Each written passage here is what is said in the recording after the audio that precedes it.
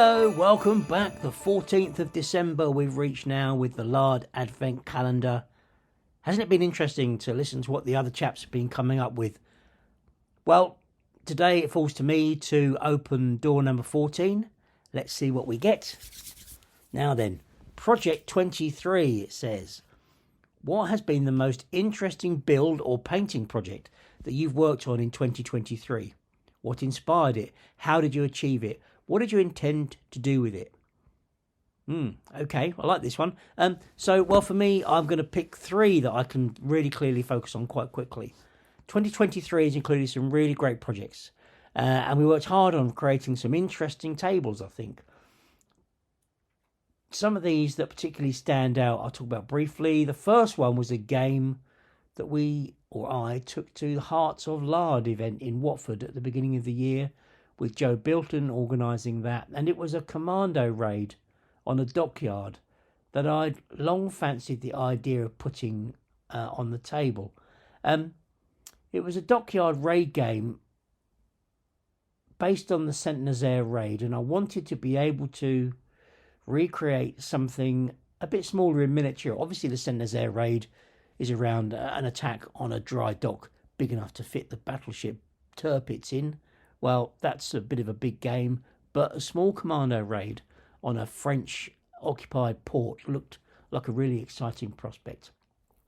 Now, I did write about this in an article that was in one of the WSS magazines quite recently, but I wanted to create a dockyard table that I could vary from game to game, and the fairly obvious and easy choice was to use some styrofoam, some polystyrene board that typically would make terrain boards from, but to think about them as being raised up from a sea-coloured mat to create the dockside. Fairly obvious and very easy to do, just by using a bit of a hot sort of polystyrene cutter. Is easy enough to etch the stones into the side of the quay, into the harbour side, just like they were big old concrete or stone quayside. And whilst that took a long time to do, that was really good fun. And by making that with some different size polystyrene blocks, I'm not quite sure what the material is, but it's that I think it's called styrofoam, isn't it? You can cut it with a hot wire cutter, but then you can put materials on the top to make it a firmer base. So I thought that would be a great way to make the quayside, and I wanted something to be, it was about 2 inches high, which I thought would give a nice drop into the sea. We could have boats parked alongside the quayside, little steps going up that commandos could, little jetties that could be used to climb up into the dock and to carry out the raid. So I thought that might be fun. I thought it might be nice. An old French port where perhaps there's a mole, kind of a jetty, maybe with perhaps a lighthouse on it, a bit of quayside area with some light industry would be located around that. And I started to think about what else might be found in this dockyard scene, which became a really interesting and still is an interesting exercise.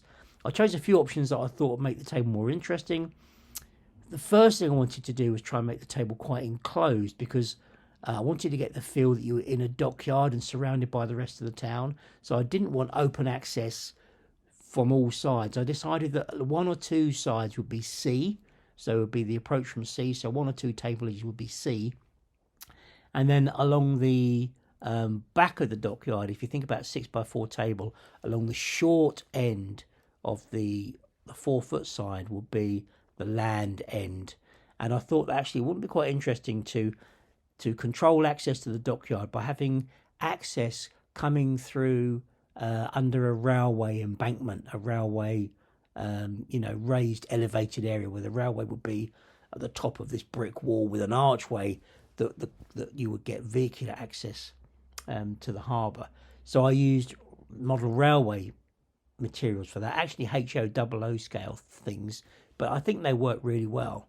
And I thought actually a railway line, not only along the top of that embankment, but also a small light industrial gauge railway on the quayside would be good fun as well. The kind of thing that they could use when loading and unloading shipping, etc. I thought that would be nice. It would look good, but I thought it also makes a potential target for demolition charges. After that, I decided what type of buildings I would choose to have around that quayside. I'd already decided about the lighthouse, so I was able to get a lighthouse that was 3D printed, which stands about 2 feet tall. And then while I was shopping for the lighthouse, I also spied a submarine, a U-boat, which I think was 148 scale, I think. And I thought it would be great to have a submarine laying alongside the quay. So I brought this submarine. But I did it without really realising how long it was going to be. And at that scale, it's about 3 foot, 3.5 feet long. And I thought, oh dear, I made a bit of a mistake here. This submarine is so big, it's going to dominate the whole table. But I was able to have the table so that the quayside was long enough down that long side of the table that the submarine could lay alongside it near to the table edge, and it would look interesting and also provide a potential target. You know, commanders could be raiding the submarine to capture an Enigma machine, or perhaps some items were being unloaded or stored above that submarine that could be captured, or maybe they just wanted to destroy it. Perhaps we could. All those things would be possible. The table layout was challenged because I wanted to have enough sea space to enable me to use some motor torpedo boats that Paul Edwards had printed for me at Sabotaged. And because I wanted these to be the potential means of entry and exit for the raiding force, I wanted to make sure there was enough sea space to enable them to manoeuvre. But I also wanted to have enough interest around the harbour side so that the harbour was full of, you know, more of a collection of small marinas than it was a big harbour, if that makes sense. So we used different types of buildings. I wanted to get a factory in there, a factory to have some machinery inside it, which is 3D printed, which could be the target of a raid. I wanted to make sure we could use some areas of storage around the harbour where perhaps some fuel drums were being stored, or maybe some secret consignment of Adolf Hitler's hemorrhoid cream that was being loaded on board the submarine that the commandos would be attacking. So it was really important that the table had multiple targets for the commandos to raise. So I decided, you know, I'd use that factory. We'd have the hemorrhoid cream. I bought lots of different fuel cans that we would use could be used for fuel, but could also play the role of the hemorrhoid cream. I thought that'd be a fun thing to do. I bought some electricity generators, and I thought they'd make a nice target again, that we could have a little area where there were some electricity generators that could be a target. Of course, we had the lighthouse, which could also be a target. And I also added in what I called an admin block, which is, again, a large 3D printed building, which I thought would be great for shipping manifests or secret information, you know, looking through the blueprints of what might be stored there. Lots of potential targets so we could mix things around in games. And I've since been able to also invest in some small ships, which make an alternative layout, alongside, of course, anti-aircraft defences. So different types of raids. Perhaps a raid would be a diversion, where the entire objective of the raid is to make as much noise as possible and blow up as many things as you can. Or maybe it's a real stealth precision capture of an individual who's known to be staying in one of the buildings, or, you know, to raid those blueprints. We've got a variety of games on offer, and it's really good fun. Making the forces was great fun too. I had some Foundry 28mm Germans, which are excellent for the role that I had in mind for them of kind of harbour defence troops. I also wanted to get some Kriegsmarine, which I thought would be useful for the submarine and generally to be around the port. And I used Warlord for these predominantly, and a bit of scratch building, but also used some other figures that were Germans in overalls, which I thought would go quite nicely as well with those kind of quayside harbour look. The commandos were an interesting assortment. I wanted my figures to be dressed in the style that was used for the Saint-Nazaire raid, and the style there was very much early war in its flavour, with tin hats and classical British infantry uniform with webbing, and the webbing was blancoed in a white so that it would, you know, the commandos could identify each other at night. And that gives them a really interesting and rather fun look. So whilst I wanted some of the commandos to have the classic woolen cap comforter, I wanted most of them to be in the tin hats. What that meant was I needed an assortment of different bits and pieces, because I wanted them to have Tommy guns, not Sten guns.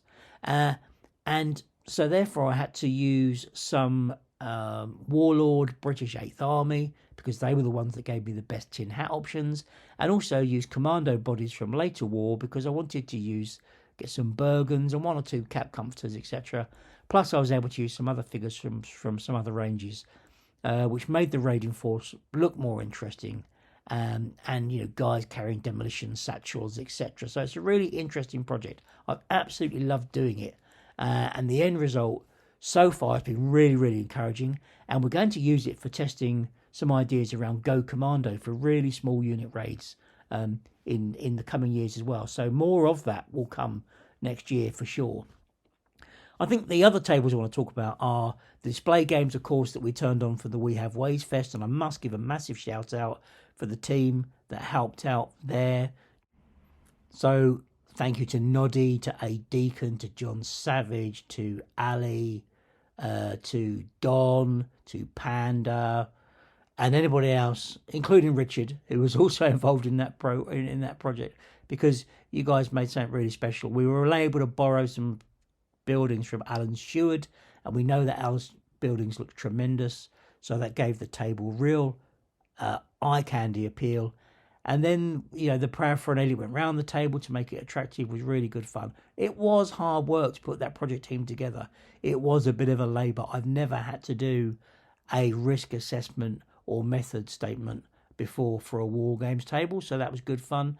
And it was hard work trying to get the coordinator to understand what war gamers needed in terms of facilities. When we said tables, for instance, they were anticipating 1 table, whereas of course we talk about a wargaming table as really being a combination of 3 or 4 other tables put together to make a table that's 10 foot by 12 foot wide or whatever.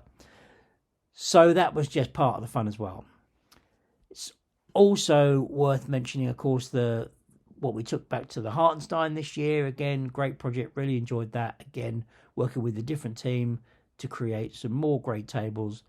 After the hard work I put in 2022, I was pleased to go back more to just a bit of a project management space this time and let the others do the hard work. Richard particularly worked hard on building the buildings for that, and A Deacon too, and Altjo and Peter Van Dop and guys from Holland put in a great effort on the other table as well. So that has been lovely to see. And I do enjoy doing those. They are really good fun. They are hard work. And actually, it's been a really exhausting year. So I'm looking forward now to a bit of a break and to focus on some of the projects for next year and relaxing in front of the fire over Christmas with a nice glass of mulled wine and enjoying a little bit of festive break whilst we think about what the next year might bring.